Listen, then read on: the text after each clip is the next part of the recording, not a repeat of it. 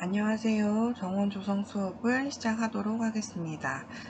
저번 시간에 이어서 수업을 진행할 텐데요. 좀 부족한 부분에 대해서는 추가적으로 이야기를 더 하는 시간을 갖도록 하겠습니다.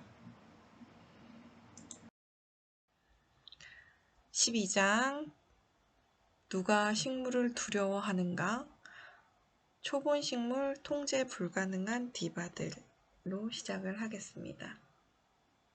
시시포스의 신화가 공연히 만들어진 것은 아닌가 봅니다. 지난 수천 년 동안 정원과 조경에서 식물을 이루어온 과정을 곰곰이 살펴보면 시시포스가 받은 형벌을 연상시키는 부분이 적지 않죠. 이 시시포스는 제우스의 노여움을 사가지고 평생 바위를 들어다가 산꼭대기에다 올려놓습니다. 올려놓으면 그 바위가 또 떼구르르 굴러 떨어져가지고 또다시 해야 되는 그 계속 그 영원한 그 굴레에서 벗어나지 못하는 그런 신화 이야기인데요. 그 시시포스가 받은 형벌을 연상시키는 부분이 정원에서도 있다고 합니다. 특히 식물 중에서도 가장 작고 연약해 보이는 초본 식물은 고대로부터 많은 정원사로 하여금 바위를 언덕 위로 밀어 올리게 했죠. 그럼에도 포기하지 않고 오늘도 바위를 밀어 올리는 조경가들이 있는가 하면 바위를 내동댕이 치고 가버린 신기능주의자들도 있습니다. 정원은 평화의 상징이 아니라 오히려 전쟁의 상징이다 라는 포토텍의 도발적인 발언은 여러 가지 여운을 남기기도 합니다. 전쟁을 겪지 않은 세대에겐 잡초와의 전쟁도 전쟁일 수 있고, 그러나 실제로 전쟁을 겪어본 세대나 식물을 정원과 조경 공간의 기본적인 요소로 여기고 있는 많은 사람들은 포토텍의 철학을 곱지 않은 시선으로 바라보고 있죠. 겉멋만 든 게으른 포스트 모더니스트들이라는 이런 그런 사람들의 궤변이라고 조경축에 끼워주지 않으려는 경향들도 있습니다. 그럼에도 포토텍처라는 식물 없는 조경 공간은 두 가지 시사점을 제시합니다. 우선 조경 개념이 새로운 국면에 도달했음을 말해주고 있습니다. 진짜 새로운 개념 국면에 도달한 건 지금 코로나19 전과 후인 것 같아요. 제가 지금도 여러분들하고 이렇게 비대면으로 목소리로 여러분들을 만나고 있지만 이게 감히 상상을 못했었던 일이죠. 몇 달 전만 했어도. 근데 이렇게 변하게 되고 유튜버들의 어떤 그런 비중이 높아지고 사업도 마찬가지고 교육도 마찬가지고 모든 이런 부분들이 이런 유튜버나 이런 것들을 통해서 하게 되니까 이거에 준비하지 않고 있었던 저 같은 사람 컴퓨터나 이런 부분들이 조금 두려운 사람들한테는 진짜 어렵다 살기 어렵다 이런 생각이 드는 요즘입니다. 어쨌든 이런 이 두 가지 시사점을 제시하고 있는데요. 우선 조경 개념이 새로운 국면에 도달했음을 말해주고 있습니다. 19세기 말 옴스테드가 정원이라는 개념만으로는 커버되지 않는 이런 활동 영역을 설명하기 위해서 조경이라는 개념을 만들어냈죠. 랜드스케이프 아크텍처라고요. 그래서 이런 만들어낸 것과 같은 맥락이다라고 보실 수 있어요. 공원의 역사가 시작되면서 조경의 과업 범위는 사유지에서 공공 공간으로 점차 이동해 왔습니다. 20세기 후반부터는 도시 공간이 주 관심사가 되었고 랜드스케이프 어바니즘의 개념까지 만들어졌습니다. 이제 옴스테드의 개념으로도 설명되지 않는 새로운 이야기들이 펼쳐지고 있는 거죠. 그럼에도 어바니즘이 랜드스케이프를 아직 불변의 상수로 이해하고 있는 반면 포토텍처는 랜드스케이프라는 조차도 벗어버리고자 합니다. 수천 년 동안 정원과 조경의 근간이 되었던 랜드스케이프를 버리고 훨훨 날아가는 것 같은 그런 디자인의 자유가 얻어지는 것인지도 모르겠습니다. 랜드스케이프를 버렸다는 사실은 다른 각도에서 바라보면 결국 통제가 불가능한 식물과의 싸움을 포기했다는 것과 다름이 없다라고 볼 수 있는데요. 조경가로서 별로 고백하고 싶지 않은 사실이지만 정원 식물들이란 변덕스러운 디바들 같은 그런 존재다라고 할 수 있겠습니다. 특히 19세기 이후 정원을 점령한 초본 식물들이 더욱 그런데요. 아름답고 매혹적이고 사랑스럽고 향기로운 그 존재들은 아무리 공을 들여도 결국 자기 하고 싶은 대로 합니다. 모든 변수를 감안해서 완벽한 식재 계획을 세워도 날씨에 따라서, 토질에 따라서, 출신 성분에 따라서 늘 예상을 뒤엎는 그런 일이 발생하죠. 충성스러운 매니저처럼 항상 옆에 이렇게 붙어서 공을 들여주지 않으면 이 디바들은 원하는 장면을 연기해주지 않죠. 개인 정원이라면 이런 디바들의 변덕을 받아들여가면서 충분히 공을 들일 수 있겠지만 조경가들의 활동 범위가 거의 100% 도시 공간으로 이전되는 요즘에는 도시 외부 공간을 합리적인 기능 공간으로 파악하지 않을 수가 없습니다. 도시 공간에서 식물을 관수하는 것이 얼마나 어려운 일인지를 알고 피해가는 그런 신기능주의자들이 오히려 현명할 수도 있겠다라는 생각을 좀 하기도 합니다. 식물을 완전히 배제하지는 않는다 하더라도 극히 제한적으로 사용하는 것이 이들의 특징이고 가로수와 회양목, 잔디밭으로 레퍼토리를 한정시키기도 합니다. 도시 공간을 시민들의 세금으로 조성되고 관리됩니다. 예산이 한정되어 있다는 뜻인데요. 더욱이 글로벌한 금융사 이후 이런 경제적인 그런 위기에 처한 많은 국가들이 제일 먼저 조경 분야에서 예산을 삭감을 합니다. 관리비, 운영비가 거의 들지 않으며 모던한 감각을 충족시킬 수 있는 그런 포토텍처적인 해법이 발주처의 관심을 끌 수밖에 없는 거죠.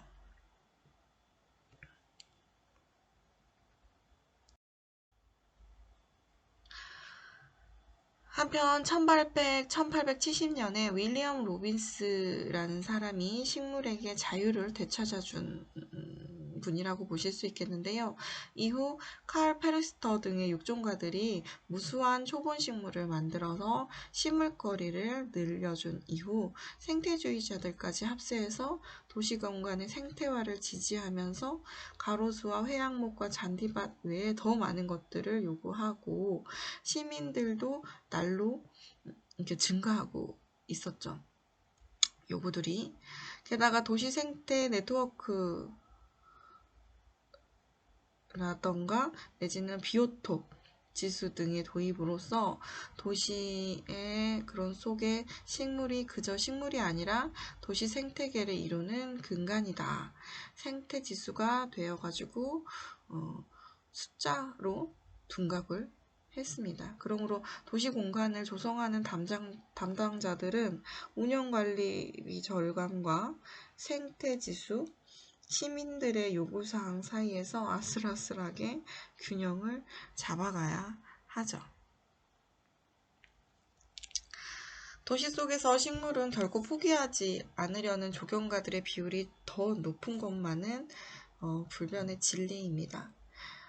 이들은 생태지수나 비오톱을 떠나서 로빈슨이나 페르스터식의 이런 그런 비전을 도시 공간 속에서 실현하고 싶어 합니다. 그 결과 1960년대까지만 해도 야생화 화단을 갖춘 도시정원이 드물지 않게 조성되었지만 이들의 운영과 관리가 거의 불가능하다는 그런 결론에 빨리 도달했고 1970년대 후반부터 조심스럽게 간소화 기법이 연구되기 시작했죠. 자연스럽지만 관리가 쉬운 도시형 식물 적용법을 개발을 하고자 했고 실제로 많은 성과를 거두고 있습니다. 미국의 볼프강 웨메라는 사람이 대표되는 뉴 웨이브 스타일과 독일의 뉴 저먼 스타일이 그 대표적인 예라고 보실 수가 있겠는데요. 아래 사진을 보시면 이런 식으로의 식재, 요즘 우리가 많이 좋다라고 얘기하는 그런 자연스러운 하고 야생화 같은 이런 느낌의 식물들, 이런 대표적인 예라고 볼 수 있는데요. 벽화식물을 위시해가지고 몇 종의 강인한 우점종 야생화를 선발하고 이들을 특정한 기법에 의해서 배치하는 것. 그렇듯 최상의 장면을 연출함과 동시에 관리 비용을 최소화하는 그런 기법이 속속 개발되고 있습니다. 그런 의미에서 식물이 어떻게 통제되고 관리되어 왔는가를 바라보는 것도 정원과 조경의 역사를 이해하는 데 큰 도움이 된다라고 볼 수 있겠습니다. 그래서 처음에 약초원, 채소원 등 실용정원으로 출발을 했을 때는 수확이 관건이었는데 고대 정원사들은 밭을 만들어서 질서정연하게 심고 길러야만 원하는 수확을 얻을 수 있다는 사실을 일찌감치 터득을 했죠. 수확을 얻기 위해서 시작된 통제와 관리의 전통의 장식 정원에서도 그대로 적용되었을 뿐만 아니라 오히려 더욱 절실해졌죠. 디자인한 장면들이 제멋대로 장면을 만들어간다면 디자인이 무슨 소용이 있을까요? 서양 조경사에서는 이탈리아 르네상스 시대부터 정원 디자인이 본격적으로 시작된 것으로 보고 있습니다. 다시 말하자면 이때부터 식물의 통제가 본격화되었다라는 뜻이라고 볼 수 있겠는데요. 그 전에는 통제라기보다는 어떤 생산의 목적과 미의 목적을 좀 결합한 형태였다라고 볼 수 있겠죠. 이탈리아 르네상스 정원사는 식물의 속성을 파악하고 교묘한 방법으로 배치해서 원하는 장면을 연출해내는 마스터였고 프랑스의 바로크 정원사는 실로 완벽한 식물 통제사였다라고 볼 수 있겠습니다. 어쨌든 이런 뉴 웨이브 스타일이나 뉴 저먼 스타일들이 요즘 대표적인 지금 정원의 모습들인데 제가 초하류에 대해서 논문을 쓰고 있는데요. 우리나라도 예전에는 목본 위주의 식재를 하다가 초하류로 넘어가면서 초하류가 1, 2년생, 그러니까 단연은 못 보고 그때그때 쌈박하게 보고 끝나는 그런 초하류들의 비중이 되게 높았었는데 어디든 가도 그랬어요. 뭐 도로라든지 내지는 어디 박람회라든지 이런 데 가보면 거의 그런 식으로 해서 주기적으로 3개월이나 4개월에 계속 주기적으로 계속 교체를 해줘야 되는 거였죠. 그러다 보면 비용이 너무 많이 발생을 하는 거예요. 관리 비용이. 그러니까 이거에 대항할 수 있는 차선책은 1, 2년생 초하류보다는 단연생으로 가야겠다. 단연생을 가되 단연생은 1, 2년 초하류처럼 그렇게 막 리얼하고 쌈박하고 색색한 색들이 별로 없어요. 그러니까 이게 약간 그루브하게 이렇게 넘어가는 자연스러운 느낌. 그러면서 야생화를 쓰기도 하고 그 다음에 이런 벽과식물, 글라스류죠. 글라스류를 함께 식재를 하기도 합니다. 그러면서 그 경제성을 조금 그 비용 가치를 좀 떨어뜨렸죠. 그런데 지금 또 한번 조사를 해보니까 이게 예쁘긴 예쁜데 어쨌든 이런 스타일들이 유행을 탈 수도 있다. 그러면 이제 또 이게 흐름이 바뀔 수 있고 바뀌는 것도 바뀌는 거지만 이게 단연생이지만 관리가 너무 힘들다라는 단점이 있었어요. 1, 2년 초하류들은 빨리 죽어버리니까 끝나니까 이게 또 힘든데, 이 다년생들은 너무 번지는 거죠. 특히 이런 벽과 식물들이 너무 많이 번져서 다른 식물들을 피합시킨대요. 그래서 그거에 대한 관리가 너무 힘들다라는 얘기를 하더라고요. 그러니까는 그 절충안을 찾기는 참 어렵다. 하지만 이런 시도 저런 시도들을 해보면서 그 절충안을 찾아야겠죠.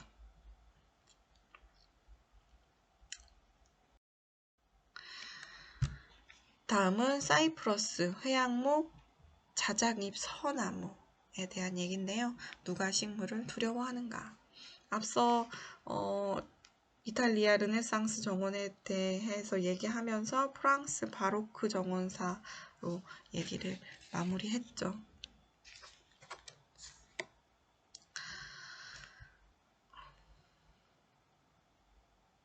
그 식물이 없어서 그랬던 것은 아니었을 거예요. 정원의 개념이 문제였을 건데 18세기 중엽에 들어서 영국에서 반란이 일어날 때까지 정원은 처음부터 정형성의 원칙 하에 출발을 했습니다. 세상을 파악하고 정복해가는 과정이었고 사람들을 위한 공간은 세상의 공급, 즉 기하학에 의해서 디자인되어야 하며 분명한 체계가 있어야 하는데 아무도 의문을 제기하지 않았죠. 이 원칙은 물론 식물에서도 적용이 됐습니다. 서기 1세기를 살았던 로마의 귀족 플리니우스 2세가 다음과 같은 생생한 증언을 남겼죠. 요즘에는 사이프러스를 촘촘히 심은 뒤 서로 단단히 묶어주고 옆으로 삐져나가는 가지들을 따듬어서 높은 수벽을 만든다. 이렇게 수벽을 만들어 놓고 나서 윗부분을 이리저리 깎으면 함선이나 사냥, 전경 등 큰 규모의 어떤 형상을 만들기에 적합하다.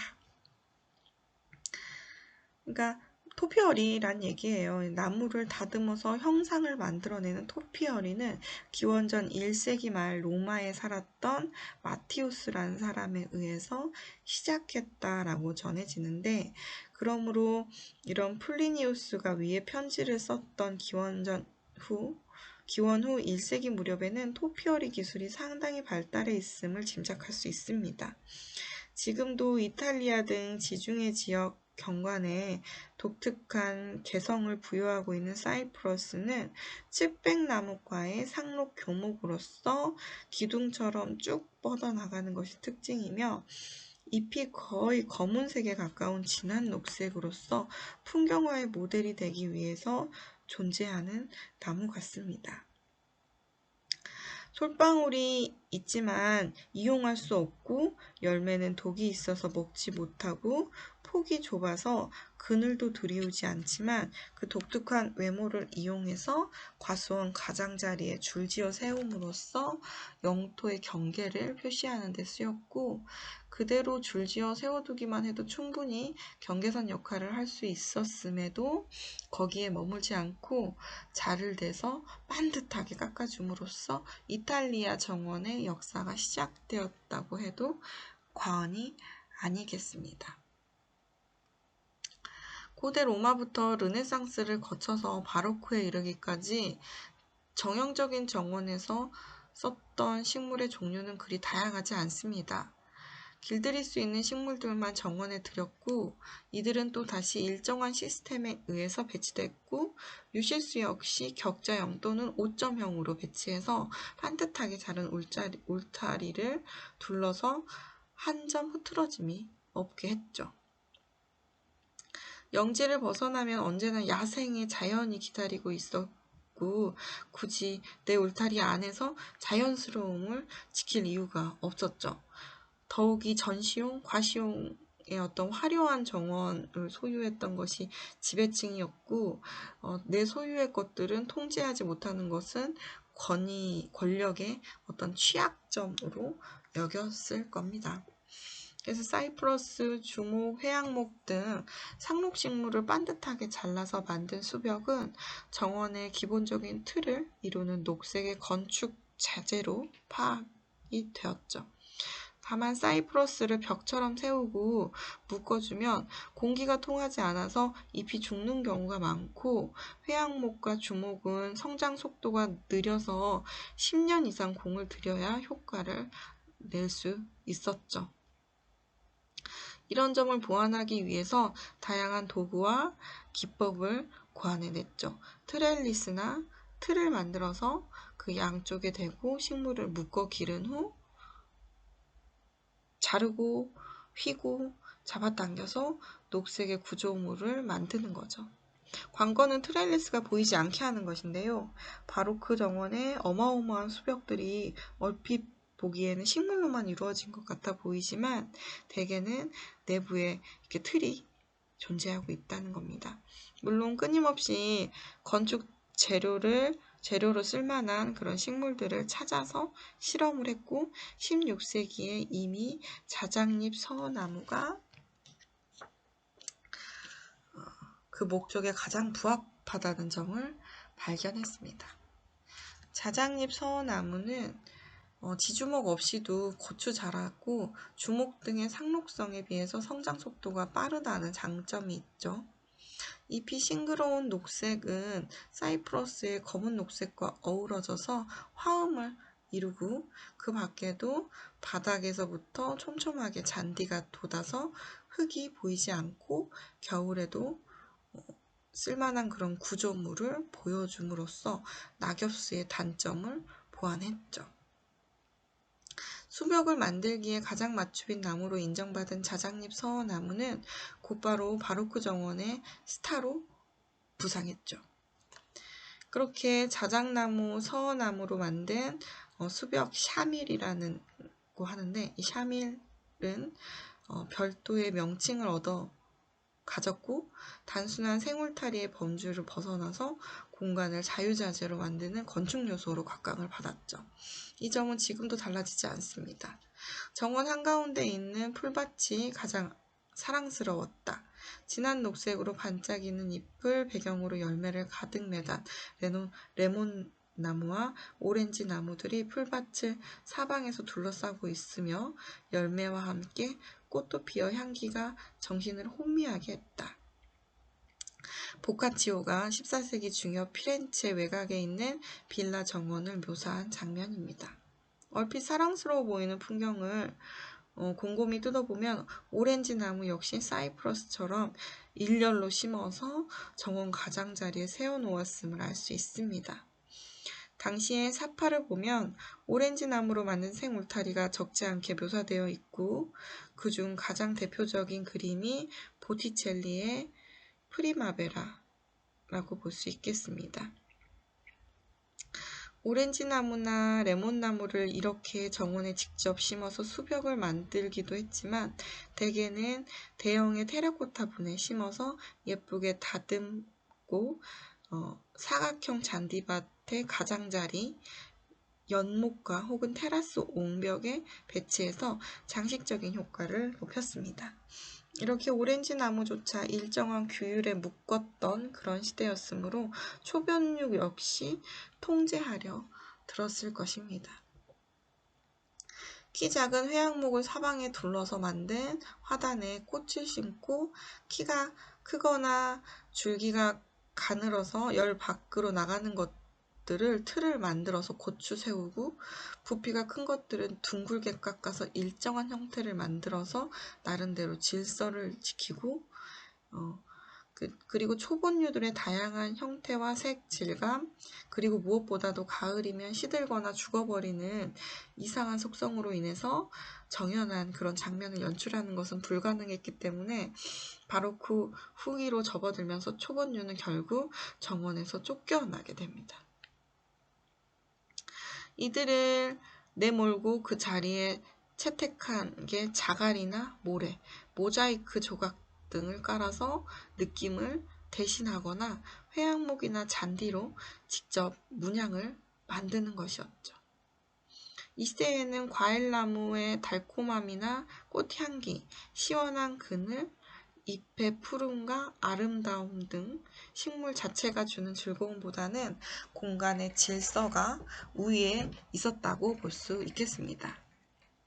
이 바로크적 개념이 세상에서 사라진 것이 결코 아니고 지금도 기능주의자들의 공간에서는 자작잎 서나무, 주목, 회양목만이 허용되고 있습니다.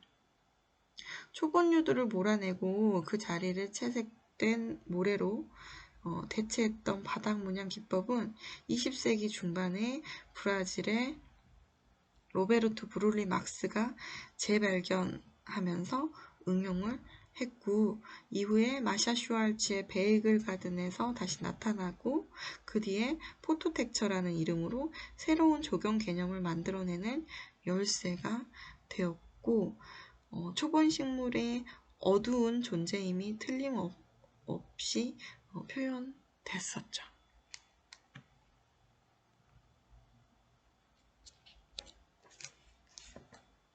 그래서 이 장에서는 이 고전적인 정형적인 스타일들이 왜 생겨났고 왜 이런 나무들이 많이 쓰여지게 됐는지에 대해서 알아봤습니다.